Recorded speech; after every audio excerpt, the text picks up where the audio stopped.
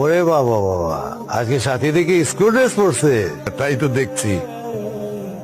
মন্ত্রীর সাথে বৈশা কথাবার্তা শুনে বোধহয় শুনতে হয়ে গেছে ওরা। না ভাইয়া, এটা বলা যায় না, ওদেরকে বিশ্বাস করা কঠিন। কয়েকদিন যাক, তারপর বোঝা যাবে। দেখেছিলি সবাই আমাদের দিকে কিভাবে তাকিয়েছিল? তো তো আমরা স্কুলে গেলে সবাই আমাদের দিকে এইভাবেই তাকাবে। ফোন করে স্কুলে যাওয়া মানে আমাদের হার মেনে নেওয়া। আমি বুঝতে পারছি না, তুই কি হার মেনে নিলি? আমি হার মেনে নেওয়ার মতো মেয়েই না, কিন্তু আমি আমার গেম প্ল্যান চেঞ্জ করেছি। এখন আমার ঠান্ডা মাথায় ক্ষমতার দাপট ওরা দেখবে। কি ব্যাপার হচ্ছে কি এখানে? হ্যাঁ, 7 বছর আগে এই ছেলেটা স্কুল থেকে পড়াশোনা শেষ করেছে। এই ছবি এখনো এখানে কেন থাকবে? কারণ ও আমাদের বেস্ট স্টুডেন্ট ছিল। 7 বছর ধরে ওর চাইতে বেস্ট কেউ হতে পারেনি। ও আমাদের গর্ব। ওর চাইতে যদি কেউ বেস্ট হয় তখন তার ছবি এখানে আমরা টাঙাবো। আমি যথেষ্ট ট্যালেন্টেড একটা মেয়ে, তার সাথে আমার পাপা এমপি, এবং আমি অসম্ভব রকমের সুন্দরী, সুতরাং এখানে আমার ছবি থাকার যোগ্য। ঠিক কথা বলেছো, আমি তোমার সাথে একমত। তোমার একটা ছবি যদি এখানে বড় করে টাঙানো যায়, দেখতে কিন্তু অনেক সুন্দর লাগে। স্কুল ইউনিফর্মে কিন্তু খুব সুন্দর লাগতেছে। হ্যাঁ, ক্যাপ্টেন অফ দ্য ভিক্টোরিয়া হতে গেলে অবশ্যই যোগ্যতা লাগবে। আর যদি যোগ্যতা না থাকে তাহলে কোন যোগ্যতা এখানে ছবি লাগাবে? কোন যোগ্যতা আবার? ওর বাবার যোগ্যতায়।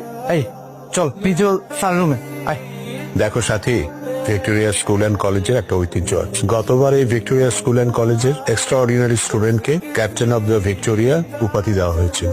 আমিও ক্যাপ্টেন অফ দ্য ভিক্টোরিয়াই হতে চাই। হতে চাইলেই তো সম্ভব না, তোমাকে বেস্ট স্টুডেন্ট হতে হবে, সবার কাছে প্রিয় হতে হবে।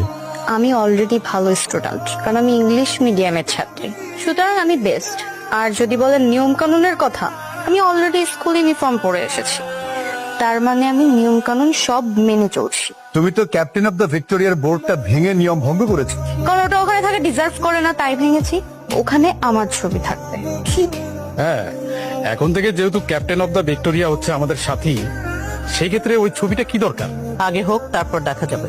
আমার মনে হয় না ক্যাপ্টেন অফ দ্য ভিক্টোরিয়া হওয়ার জন্য ও যোগ্য। আপনি কিভাবে নির্ধারণ করছেন কে যোগ্য কে অযোগ্য? আমার তো মনে হচ্ছে সাথী ক্যাপ্টেন অফ দ্য ভিক্টোরিয়া হতে পারে, মানে সে যোগ্য। এই স্কুলে আরো অনেক স্টুডেন্ট আছে। আমি তো আর কাউকে দেখছি না। কেন, মিরাজ আছে। ওকে ওকে, তাহলে মিরাজ ভার্সেস সাথী, একটা পরীক্ষা হয়ে যাক, যে জিতবে সে হবে। সাথী মিরাজের সাথে কখনোই পারবে না।